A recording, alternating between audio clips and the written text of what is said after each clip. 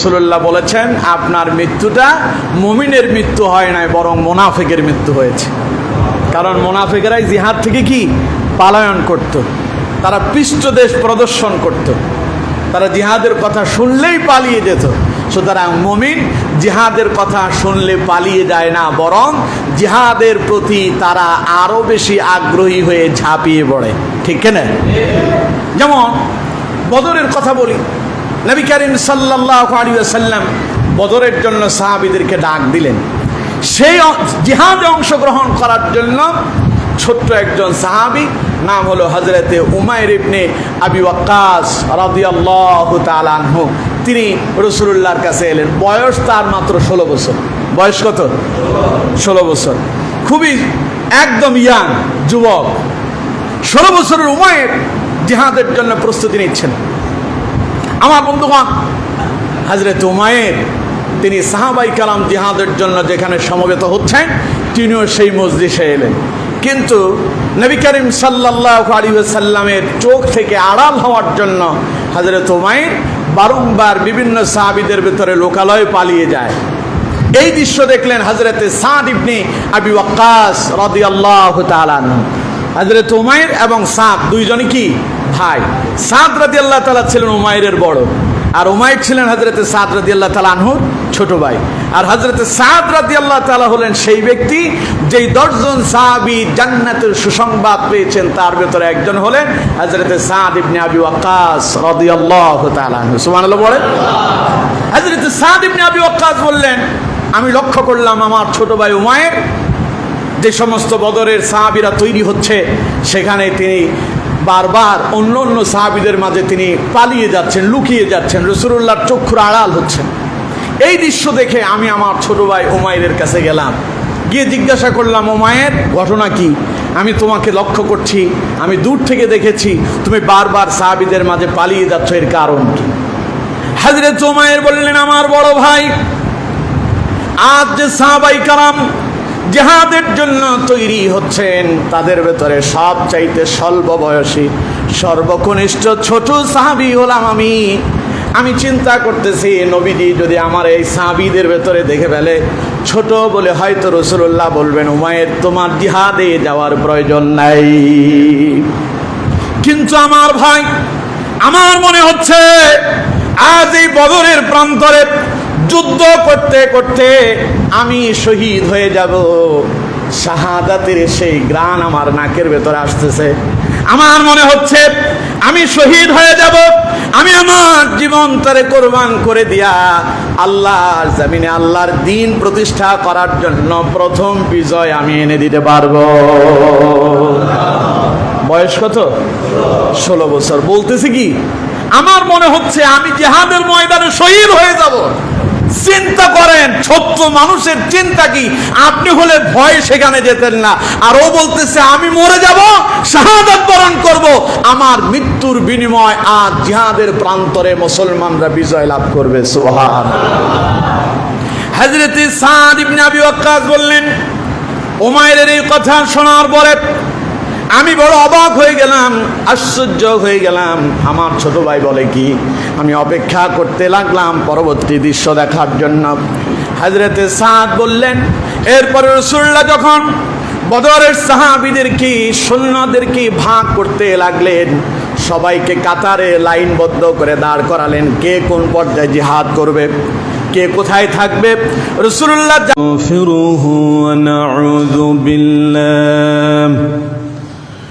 ونعوذ بالله من شرور أنفسنا ومن سيئات أعمالنا من يهد الله فلا مضل له ومن يضلله فلا هادي له ونشهد أن لا إله إلا الله وحده لا شريك له ونشهد أن سيدنا وحبيبنا ومولانا محمدا عبده ورسوله الذي أرسله بالحق بشيرا ونذيرا وداعيا إلى الله بإذنه وسراجا منيرا فقد قال الله تعالى في كلامه المجيد وفرقانه الحميد أعوذ بالله من الشيطان الرجيم بسم الله الرحمن الرحيم إن الله وملائكته يصلون على النبي يا أيها الذين آمنوا صلوا عليه وسلموا تسليما اللهم صل على مولانا محمد وعلى آل سيدنا مولانا محمد اللهم صل على مولانا محمد وعلى آل سيدنا مولانا মনটা যদি হইতো প্রবল হাওয়া হইতো যদি শুভ্র কবুতর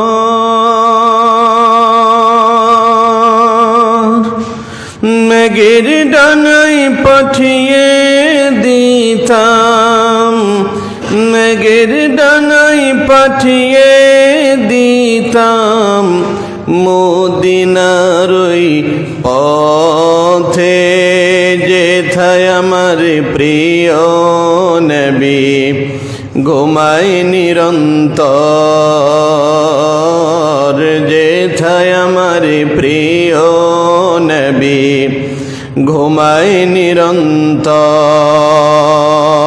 আল্লাহুম্মা সাল্লি আলা مولانا محمد وعلى آل سيدنا مولانا محمد بلغ العلا بكماله كشف الدجى بجماله حسنت جميع خصاله صلوا عليه قدموں میں تیری غرتاب گلیوں میں تیری پھرتاب गाहे ज़ारे ज़ारे रोता गाहे बेकरार होता बलागल उला बिकमालिही कशफत दुजा बिजमालिही हसनत जमीउ खिसालिही सल्लु अलैहि। अल्हम्दुलिल्लाह।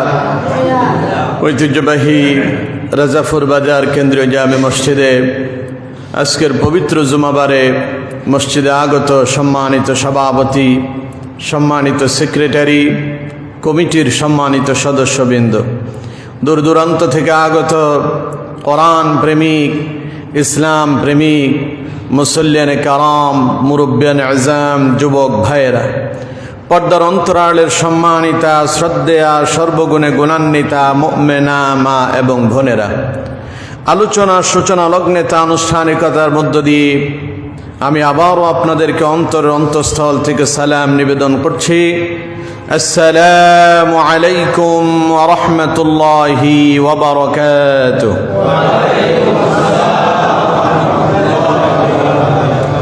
আমরা মহান আল্লাহ পাকের দরবারে মস্তক অবনত চিত্তে সুজুদ পেশ করছি, যে মহান মুনিব আমাদেরকে হাজারো ব্যস্ততা, হাজারো ব্যাকুলতা থেকে বিরত করে সপ্তাহের শ্রেষ্ঠতম দিবস সৈয়দুল আইয়াম আজকের পবিত্র জুমাবারে আল্লাহ পাকের ডাকে সাড়া দিয়ে তার পবিত্র গৃহে আসার বসার আমাকে আল্লাহ পাকের পবিত্র কোরআন, বিশ্ব নবী রাসূল করিম সাল্লাল্লাহু আলাইহি ওয়াসাল্লামের হাদিস থেকে কিছু কথা বলার আর আপনাদেরকে শোনার জন্য তৌফিক এনায়েত করেছেন। এর জন্য মহান মুনিবের প্রতি অন্তরের অন্তঃস্থল থেকে শুকরিয়া আদায় করছি। সকলে চিৎকার মেরে মহব্বতের সাথে পড়ছি আলহামদুলিল্লাহ। আর একটু আওয়াজ দিয়া পড়ুন আলহামদুলিল্লাহ। পড়ুন রব্বানা লাকাল হামদ হামদান কাসীরান তাইয়িবান মুবারাকান ফীহি ইয়া রাব্বি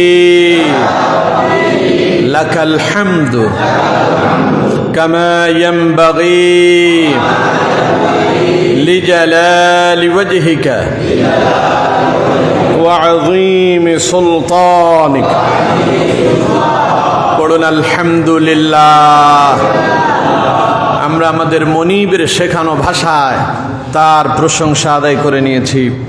সম্মানিত বন্ধুগণ, প্রিয় উপস্থিতি, গত জুমাতে আমরা সূরা সফ থেকে আলোচনা শুনছিলাম। আজও আমরা সেই সূরা থেকে আলোচনা শুনব ইনশাআল্লাহ।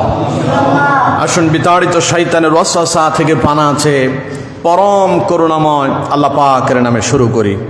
যারা পারেন আমার সঙ্গে ঠোঁটে ঠোঁট মিলাইয়া পড়ুন। আউযু বিল্লাহি মিনাশ শাইতানির রাজীম। বিসমিল্লাহির রাহমানির রাহিম। ইয়া আইয়ুহাল্লাযীনা আমানু হাল আদুল্লুকুম আলা তিজারাতিন তুনজিকুম মিন আযাবিন আলীম। তু'মিনুনা বিল্লাহি ওয়া রাসূলিহি وتجاهدون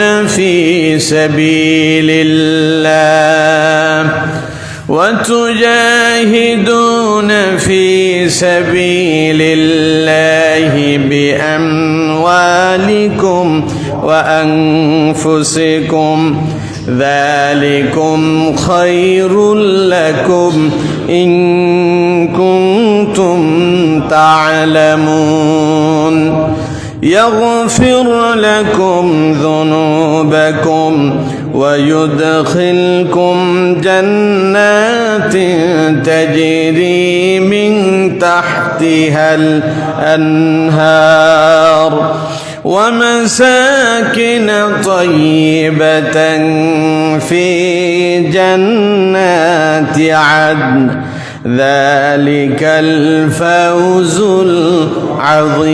العظيم صدق الله العظيم।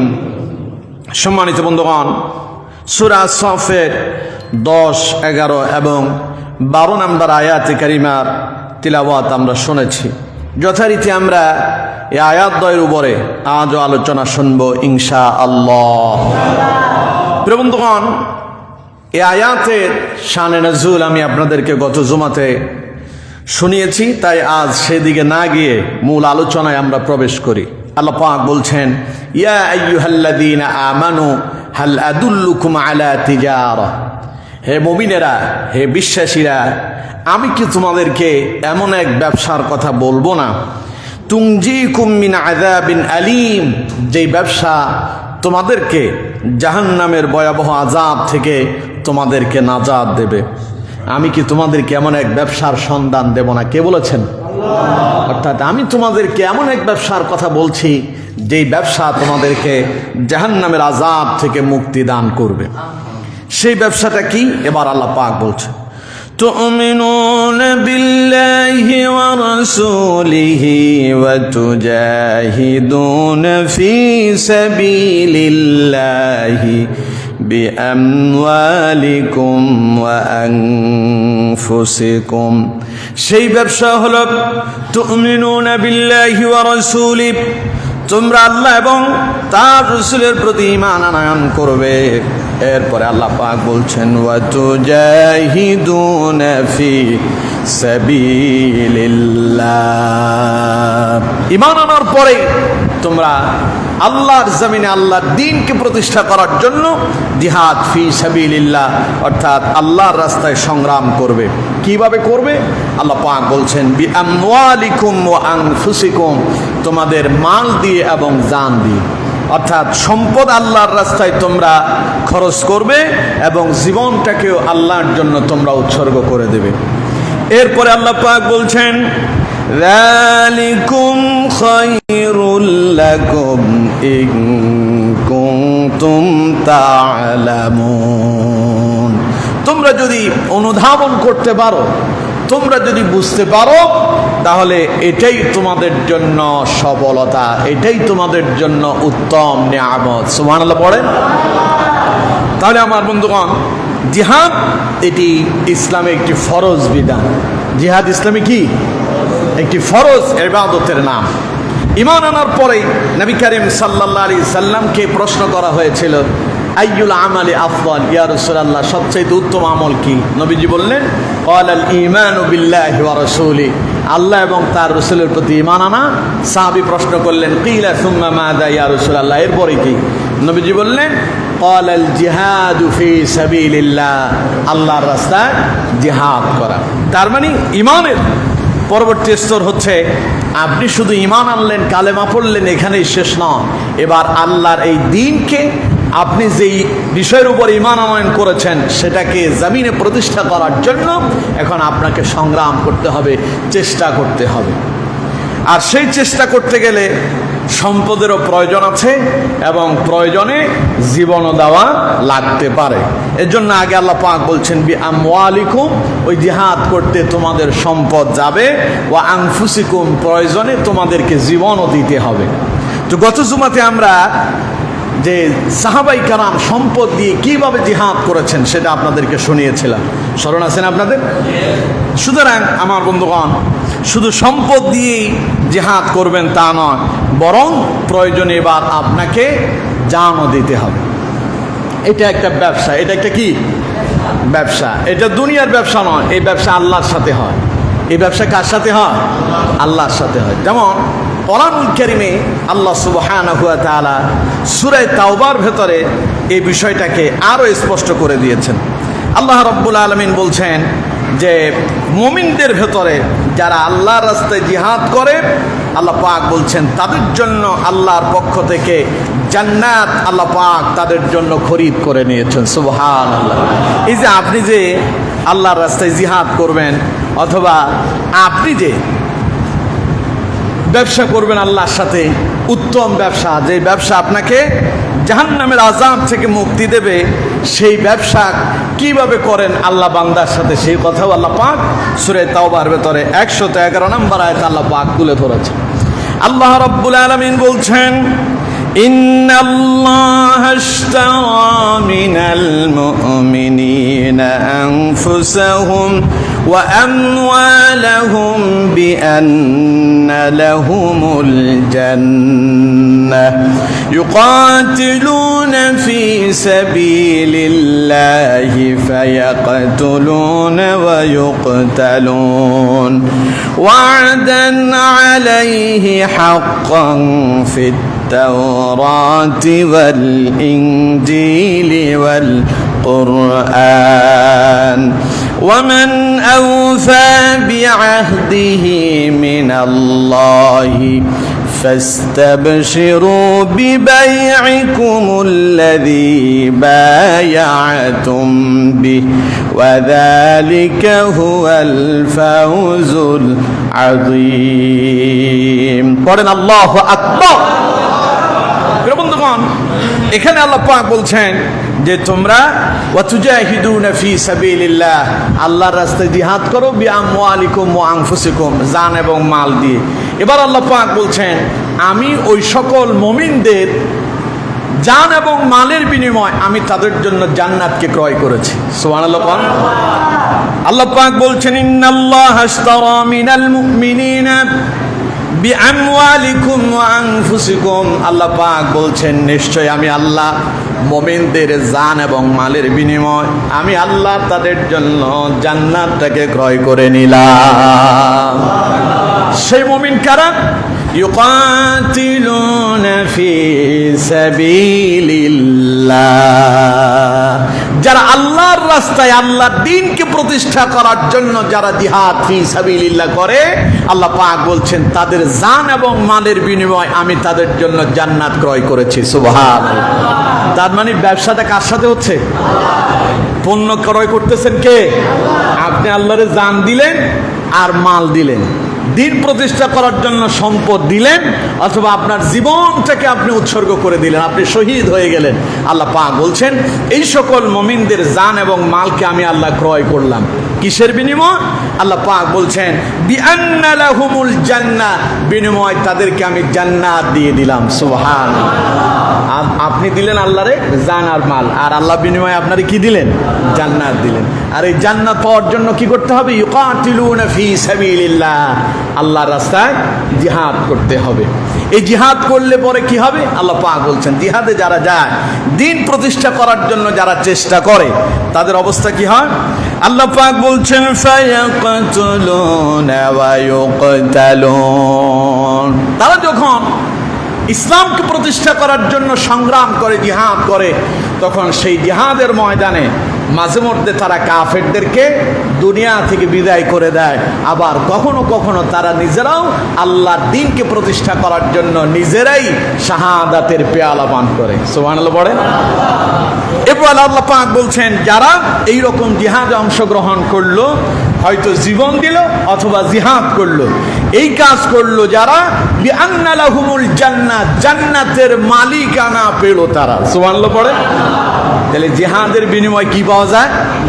জান্নাত পাওয়া যায়। জিহাদের বিনিময় কি পাওয়া যায়? জান্নাত পাওয়া যায়। এটা শুধু আপনি যে পাবেন এই কথা শুধু যে আল্লাহ কোরআনে বলেছেন, আল্লাহ বলছেন তা নয়।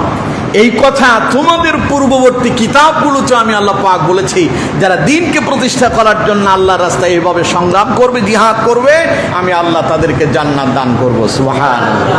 দেখুন আল্লাহ পাক বলছেন ওয়াদান আলাইহি হাক্কান ফিত তাওরাতি ওয়াল ইনজিলি ওয়াল কুরআন। এই ওয়াদা আমি শুধু কোরআনেই করি নাই, বরং এটা তাওরাতেও আমি ওয়াদা করেছি, ইনজিলেও আমি ওয়াদা করেছি, আর কোরআনেও আমি আল্লাহ ওয়াদা করেছি, যারা দ্বীন প্রতিষ্ঠা করার জন্য, ইসলামকে প্রতিষ্ঠা করার জন্য জিহাদ ফি সাবিলিল্লাহ করবে, আমি আল্লাহ তাদেরকে জান্নাত দেবই দেব। সুবহানাল্লাহ। এবার আল্লাহ পাক বলছেন যে আমার বান্দারা, তোমরা সেই জান্নাত পাওয়ার জন্য আল্লাহর সাথে আনন্দের সহিত ব্যবসায় লিপ্ত হয়ে যাও। সুবহানাল্লাহ। দেখুন আল্লাহ পাক এরপরেই বলছেন ওয়ামান আওফা বিআহদিহি মিনাল্লাহি ফাস্তাবশিরু বিবাইইকুমুল্লাযী বায়া'তুম به সুতরাং আমার বান্দারা, ও মুমিনেরা, তোমরা আল্লাহর সাথে আনন্দের সাথে সেই ব্যবসায় লিপ্ত হয়ে যাও যেই ব্যবসা করলে পরে আল্লাহ জান্নাত দিবেন বলে ওয়াদা করেছেন। সেই ব্যবসার নাম কি? জিহাদ। সেই ব্যবসার নাম কি? আর জিহাদের কথা শুনলেই মাথা খারাপ হয়ে যায়, আছে না নাই? অথচ আল্লাহ পাক বলছেন যারা মুমিন তারা অবশ্যই আল্লাহর রাস্তায় জিহাদ করে, আর যারা কাফের তারা শয়তানের পথে জিহাদ করে। কথা কার?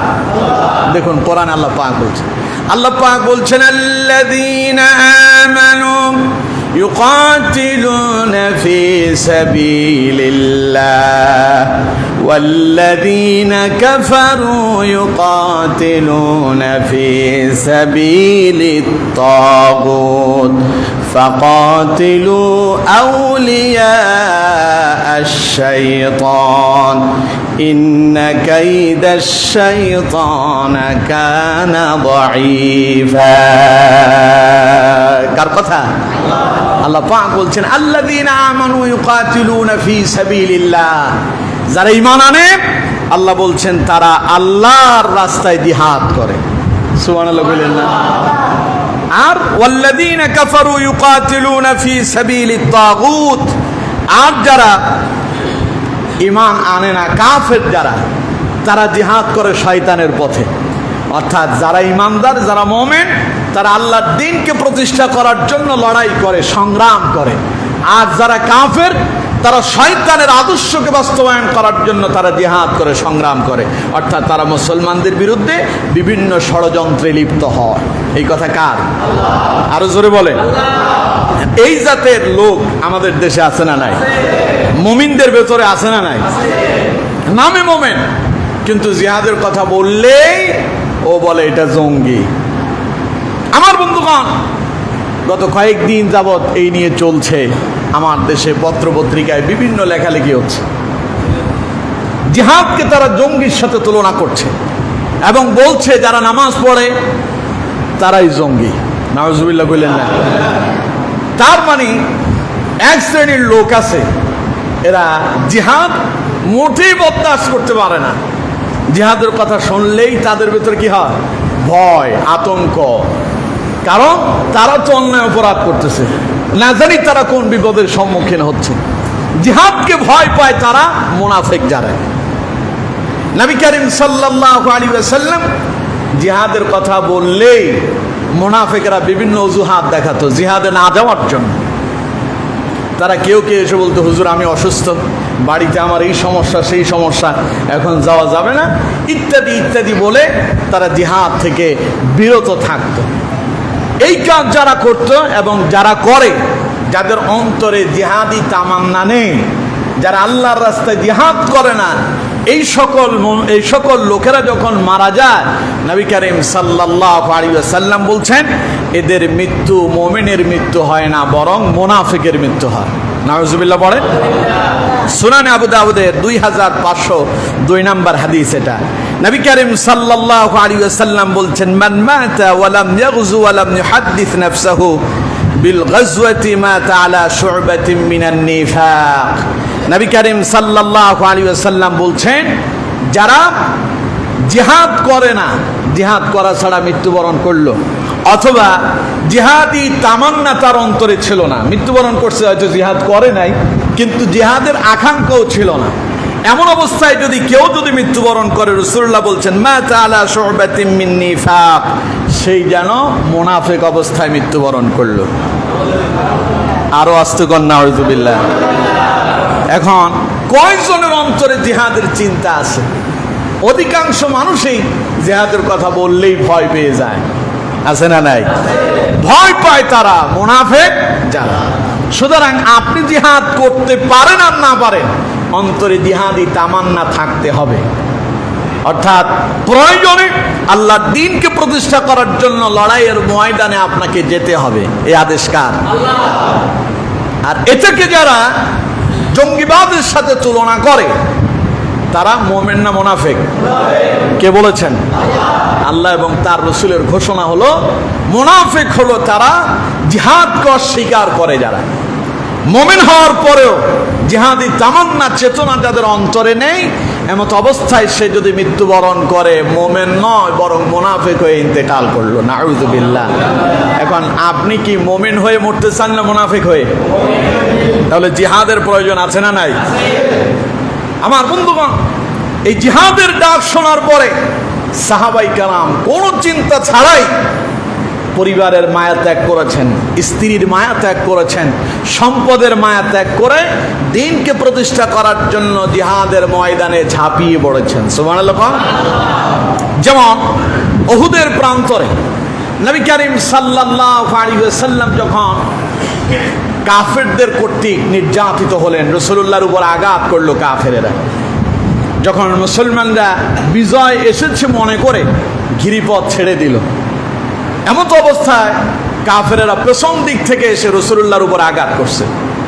নবীজির মাথার উপরে লোহার হেলমেট ভেঙে গেল, রাসূলুল্লাহর মাথা থেকে রক্ত প্রবাহিত হতে শুরু করলো, দান্দান মোবারক নবীজির শহীদ হয়ে গেল। তখন কাফেরেরা চতুর্দিকে এক স্লোগান তুলল, কুতিলা মুহাম্মদ, মুহাম্মদ ইন্তেকাল করছে, নাউযুবিল্লাহ। সেই সময় একজন সাহাবী, নাম হলো হযরতে হানজালা রাদিয়াল্লাহু তাআলা আনহু, ওই রাতেই তার ফুল সজ্জা ছিল, বাসর রাত ছিল, নতুন বিবাহ করেছেন। হযরতে হানজালা যখন শুনছেন জিহাদের ডাক এসেছে, মুহাম্মদ সাল্লাল্লাহু আলাইহি সাল্লামকে হত্যা করা হয়েছে, এই সংবাদ শোনার পরে তিনি তার ফুল সজ্জার রাতে স্ত্রীর বিছানা ত্যাগ করে জিহাদের ময়দানে চলে গেলেন। সুবহানাল্লাহ কইলেন না? হযরতে হানজালা জিহাদ করতে করতে তিনি শাহাদাত বরণ করলেন। উহুদের প্রান্তরে মুসলমানরা বিজয় লাভ করল। সেই দিনে সেই উহুদের প্রান্তরে একজন দুইজন নয়, 70 জন সাহাবী তাদের জীবনটাকে আল্লাহর রাস্তায় উৎসর্গ করলো, শাহাদাত বরণ করে ইসলামকে সেই দিন তারা বিজয় এনে দিল। তাদের ভেতরে সেই দিন শাহাদাতের সর্বোচ্চ নজরানা পেশ করেছেন হযরতে হানজালা রাদিয়াল্লাহু তাআলা আনহু। আরেকজন হচ্ছেন নবী করিম সাল্লাল্লাহু আলাইহি ওয়াসাল্লামের চাচা হযরতে আমির হামজা রাদিয়াল্লাহু তাআলা আনহু। জিহাদ শেষ হয়ে গেল, যুদ্ধ শেষ, মুসলমানরা বিজয় লাভ করল। নবী করিম সাল্লাল্লাহু আলাইহি ওয়াসাল্লাম সাহাবীদের লাশগুলো, যারা শহীদ হয়েছেন তাদের লাশগুলো খুঁজতেছেন। সমস্ত লাশগুলোকে এক জায়গায় একত্রিত করা হলো। 68টা লাশ খুঁজে পাওয়া গেল, 2টা লাশ অনুপস্থিত। কয়টা? 2টা। 2 জনের লাশ পাওয়া যায়নি। একজন হলেন হযরতে হানজালা, আরেকজন হলেন হযরতে আমির হামজা রাদিয়াল্লাহু তাআলা আনহু। 2 জনের লাশ খুঁজে পাওয়া যাচ্ছে না। ইতিমধ্যে একজন মহিলা এলেন, পর্দানিসীন মহিলা রাসূলুল্লাহর কাছে এলেন, এসে বললেন, ইয়া রাসূলুল্লাহ সাল্লাল্লাহু আলাইহি ওয়াসাল্লাম, আপনি কি আমার হাতে মেহেদি দেখতে পাচ্ছেন? আল্লাহ নবী বললেন, হ্যাঁ আমি দেখতে পাচ্ছি। মহিলা সাহাবী বললেন, ইয়া রাসূলুল্লাহ, আপনি একজন সাহাবীর বিবাহ পড়িয়েছেন গতকাল, স্মরণ আছে নাকি? নবীজি বললেন, হ্যাঁ আমি তো আমার সাহাবী হানজালার বিবাহ পড়ালাম। শুধু হানজালার বিবাহই পড়াই নাই, বরং হানজালার বিবাহতে আমি নবী নিজেই খেজুর বন্টন করে দিয়েছি। হযরতে হানজালার স্ত্রী বললেন, ইয়া রাসূলুল্লাহ, আমি আপনার সেই সাহাবী হানজালার স্ত্রী। হুজুর, আমার কাছে খবর এসেছে জিহাদের ময়দানে নাকি হানজালা শাহাদাত বরণ করেছে। হুজুর, আমি জানি জিহাদের ময়দানে যারা শাহাদাত বরণ করে তাদেরকে গোসল দেওয়া হয় না। যেই কাপড়েই তারা মৃত্যুবরণ করে, শাহাদাত বরণ করে, সেই কাপড়েই তাদের দাফন হয়ে যায়, তাদের কাফন হয়ে যায়। আর এই কাপড়ে তাদের দাফন আর কাফন হওয়ার পেছনে একটা মাত্র কারণ কিয়ামতের দিন আল্লাহ পাক তাদেরকে উঠাবেন সেইভাবে জিহাদের ময়দানে তারা শহীদ হয়েছিল। যেইভাবে তাদের শরীরে সেই রক্ত মাখা জামা থাকবে, সেই রক্ত মাখা জামা পরে কিয়ামতের ময়দানে শহীদরা উঠবেন। সুবহানাল্লাহ। হযরতে হানজালার স্ত্রী এসে বললেন, হুজুর, আমার স্বামী শাহাদাত বরণ করেছে, আমি খবর পেয়েছি। দয়া করে, যেহেতু জিহাদের ময়দানে শহীদদের গোসল দেওয়া হয় না, কিন্তু আমার স্বামী তো জিহাদের ডাক শোনার পরে তিনি রাত্রিবেলা ফুল সজ্জার রাতে আমার সঙ্গে ছিলেন, তার উপরে গোসল ফরজ ছিল, কিন্তু তিনি জিহাদের ডাক শুনে ফরজ গোসল আদায় করতে পারেননি, তিনি জিহাদের ময়দানে ছুটে এসেছেন। সুতরাং নবী, যদিও আপনি সব সাহাবীদের যারা শাহাদাত বরণ করছে তাদেরকে গোসল দেবেন না, আপনার প্রতি অনুরোধ, যেহেতু স্বামী আমার, তার উপরে গোসল ফরজ, আপনি তার ফরজ গোসলটা আদায়ের ব্যবস্থা করে দেন। আমার বন্ধুগণ, নবীজি হযরতে হানজালার লাশ খুঁজতেছেন, অবশেষে রাসূলুল্লাহ দেখতে পেলেন হযরতে হানজালার লাশ এসে হাজির হয়ে গেল। নবীজি হানজালার লাশ দেখতে পেলেন, একজন সাহাবী বললেন, হুজুর, হানজালার লাশ খুঁজে পাওয়া গেল, ওই যে ময়দানে হানজালার লাশ দেখা যাচ্ছে। রাসূলুল্লাহ ছুটে আসলেন হানজালার লাশের কাছে। নবীজি হানজালার লাশের কাছে এসে মাথার উপরে হাত দিয়ে দেখতে পেল হানজালার মাথার চুলগুলো এখনো ভিজা, পানি টপ টপ করে পড়তেছে। ইতিমধ্যে হযরতে জিবরাইল এসে হাজির হয়ে গেলেন। আল্লাহ পাক বললেন, জিবরাইল, আমার বন্ধুকে শোনায়া দাও, হানজালার ফুল সজ্জার রাত ছিল, স্ত্রীর ভালোবাসা ত্যাগ করে আল্লাহর দ্বীনকে প্রতিষ্ঠা করার জন্য হানজালা জিহাদের ময়দানে ছুটে এসেছে, তার উপরে গোসল ফরজ ছিল। তাই বলে আল্লাহ রাব্বুল আলামিন তার ফরজ গোসলটা এইভাবে রেখে দেন নাই, বরং আসমানে নিয়ে হানজালার গোসলের ব্যবস্থা করে দিয়েছে। দুইজন সাহাবীকে সেই দিন আপনার আসমানে গোসল করানো হয়েছে, একজন হযরতে হানজালা, আরেকজন রাসূলুল্লাহ চাচা হযরতে আমির হামজা রাদিয়াল্লাহু তাআলা আনহু। চিল্লায় পড়েন সুবহানাল্লাহ। নবী করিম সাল্লাল্লাহু আলাইহি ওয়াসাল্লাম আশ্চর্য হয়ে গেলেন, অবাক হয়ে গেলেন। সাহাবাই কারাম এইভাবে দ্বীনকে প্রতিষ্ঠা করার জন্য জীবনকে কোরবান করে দিয়েছেন। আর আমরা জিহাদের কথা শুনলে জঙ্গিবাদ, সারা পৃথিবীতে সন্ত্রাস করছে ইসরায়েল। কারা করতেছে? ইসরায়েল সারা পৃথিবীতে সন্ত্রাস করছে, মুসলমানদের উপরে নির্যাতন করছে। গতকাল 100-র উপরে ফিলিস্তিনিকে হত্যা করা হয়েছে, যারা সাধারণ নাগরিক ছিল, অধিকাংশই ছিল নারী এবং শিশু। প্রতিদিন শত শত মুসলমানকে হত্যা করছে তারা লেবাননে, ফিলিস্তিনে, তারপরে হচ্ছে ইরানে, ইরাকে, এইভাবে বিভিন্ন দেশে তারা হত্যা চালিয়ে যাচ্ছে। কিন্তু তারাই হত্যা করে, সন্ত্রাস তারাই করে, কিন্তু তাদেরকে কেউ জঙ্গিবাদ বলে না। জঙ্গি বলে মুসলমানরা যখন তাদের উপর অত্যাচার হয়, পাল্টা জবাব দিলেই মুসলমানরা জঙ্গি হয়। ঠিক না? আমেরিকাও বলতেছে যে জঙ্গি কারা? লেবাননের হিজবুল্লাহ হলো জঙ্গি। নাউজুবিল্লাহ কইলেন না? আফগানিস্তানের তালেবানদেরকে বানানো হলো জঙ্গি। তারপরে ইরানের মুসলমানদেরকে বানানো হলো জঙ্গি, ফিলিস্তিনের হামাস যোদ্ধাদেরকে বানানো হলো জঙ্গি। অথচ যারা সন্ত্রাস করছে তাদেরকে জঙ্গি স্লোগান দেয় না। হ্যাঁ, এই সন্ত্রাস যারা করছে, এই ইসরায়েলকে তারা বলতেছে তাদেরকে মদদ দেওয়া হচ্ছে জঙ্গি নিধনের জন্য। আমেরিকা তাদেরকে সমর্থন দিচ্ছে, প্রয়োজনে অস্ত্র দিয়ে সহযোগিতা করতেছে। তার মানে ইসলাম যখন প্রতিষ্ঠা করার জন্য, ইসলাম যখন মানুষদেরকে সামনে এগিয়ে নিয়ে যায়, সন্ত্রাসেরা হামলা করলে তাদেরটা বৈধ হয়, মুসলমানরা প্রতিহত করলে তারা জঙ্গি হয়। এই পরিণতি, এই পরিস্থিতি আমাদের দেশেও আছে না নাই? হুজুররা কোরআনের হক কথা বললেই, জিহাদের কথা বললেই বলে যে জঙ্গিবাদের দিকে নিয়ে যাওয়া হচ্ছে দেশকে। রাস্তায় নেমে আলেমরা স্লোগান দেয়, দিন প্রতিষ্ঠার কথা বললে ওরা বলে যে জঙ্গি তৎপরতা চলতেছে দেশে। কত জঙ্গি নাটক এই দেশে হলো, কিন্তু যারা প্রকাশ্যে মানুষ হত্যা করলো, যারা মানুষের উপরে নির্যাতন করলো, যারা নারীদেরকে দর্শন করলো, তাদেরকে কেউ জঙ্গি বলে না। তারা ইসলামকে মুছে দেওয়ার জন্য বিভিন্নভাবে ইসলাম শব্দটাকে বিভিন্ন জায়গা থেকে তারা মুছে দিয়েছে।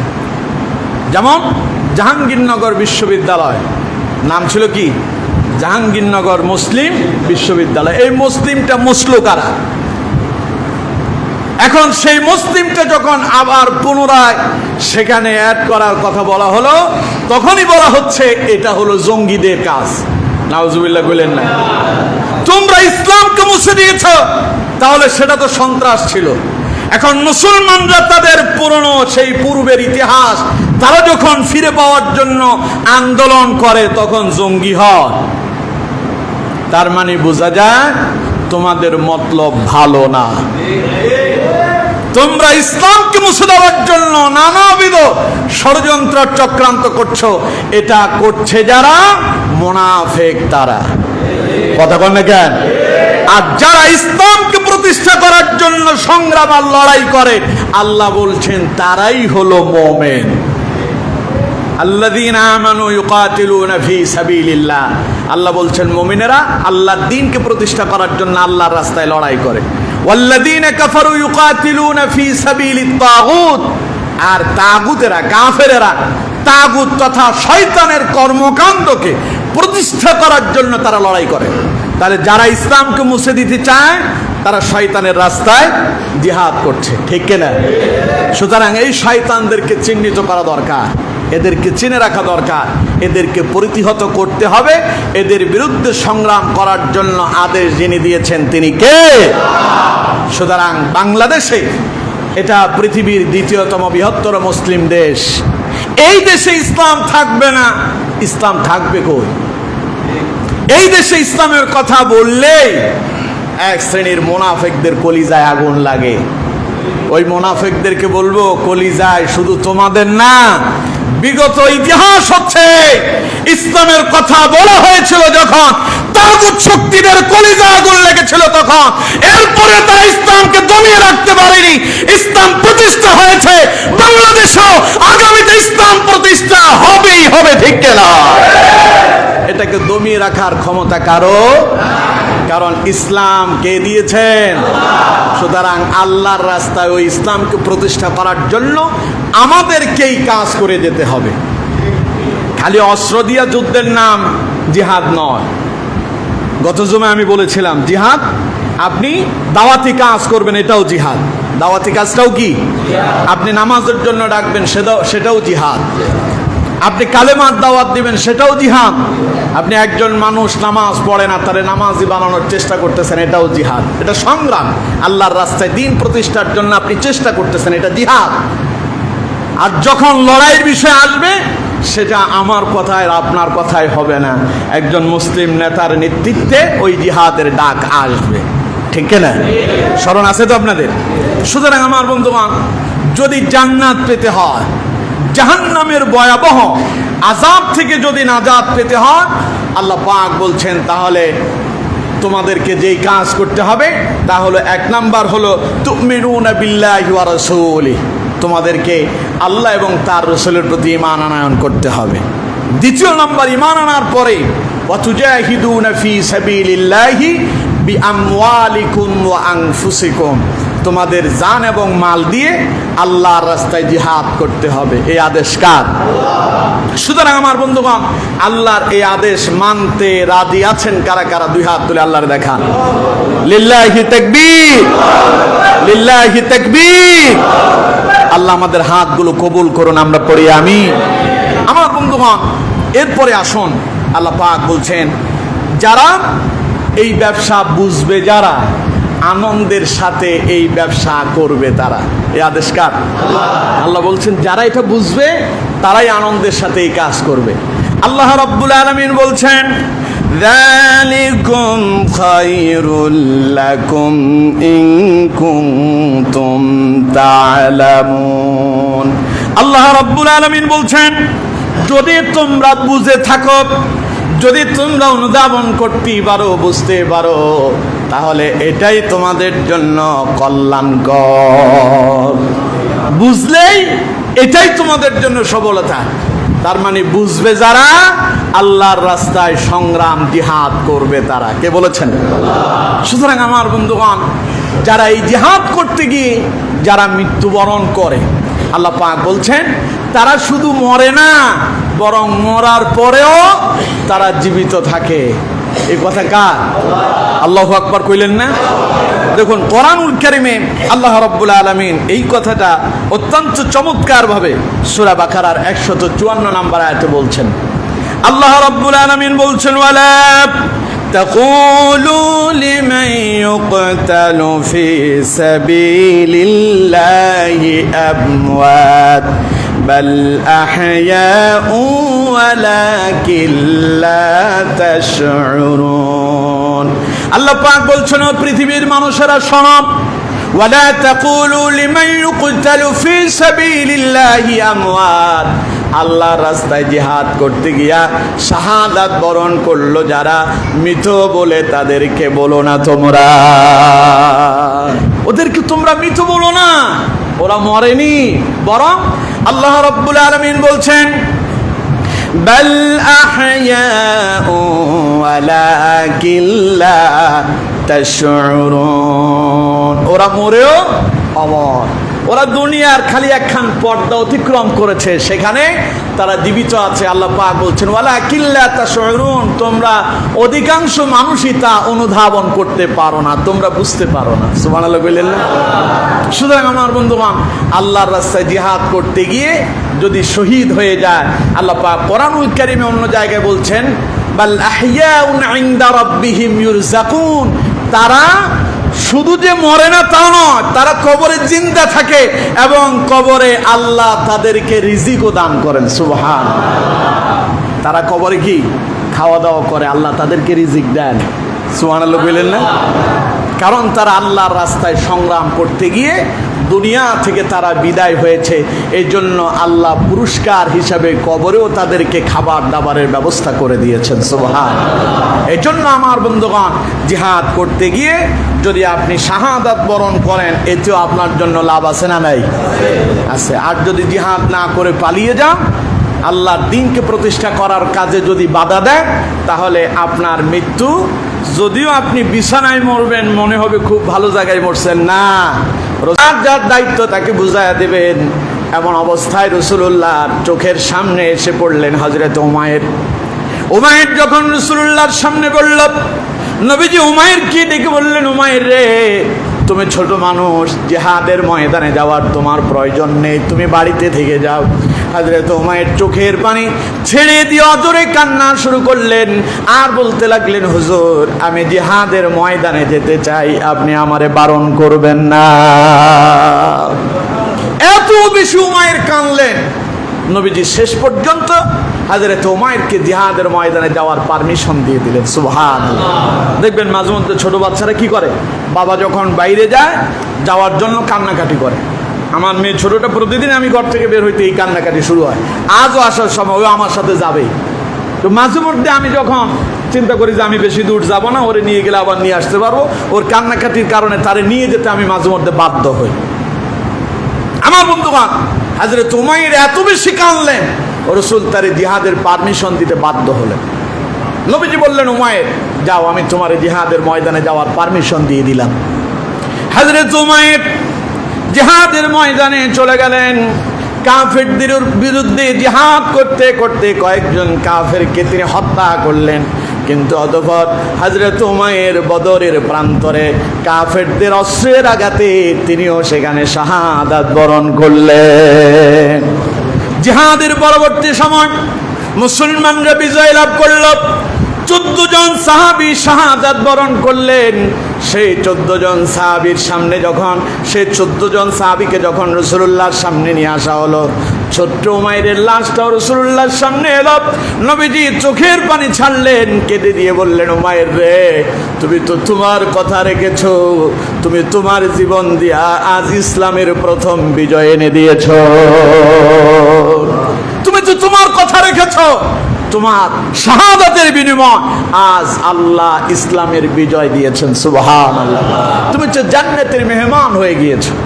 সুতরাং আমার বন্ধুগণ, এই সাহাবায়ে কেরাম জিহাদের কথা শুনলে পরে আনন্দের সাথে জিহাদের জন্য তারা ঝাঁপিয়ে পড়তেন, কারণ তারা জানতেন আল্লাহ পাক বলছেন, হাল আদুল্লুকুম আলা তিজারাতিন তুনজিকুম মিন আযাবিন আলীম।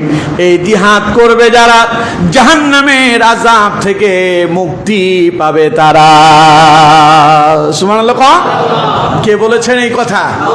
আল্লাহ বলছেন আমি তোমাদেরকে এমন এক ব্যবসার কথা তোমাদেরকে জানিয়ে দিচ্ছি, শুনিয়ে দিচ্ছি, যে ব্যবসা তোমাদেরকে জাহান্নামের ভয়াবহ আযাব থেকে তোমাদেরকে মুক্তি দান করবে। সুবহানাল্লাহ। এটা হলো জাহান্নাম থেকে মুক্তি পাওয়ার বিজনেস। জাহান্নাম থেকে মুক্তি পাওয়ার কি?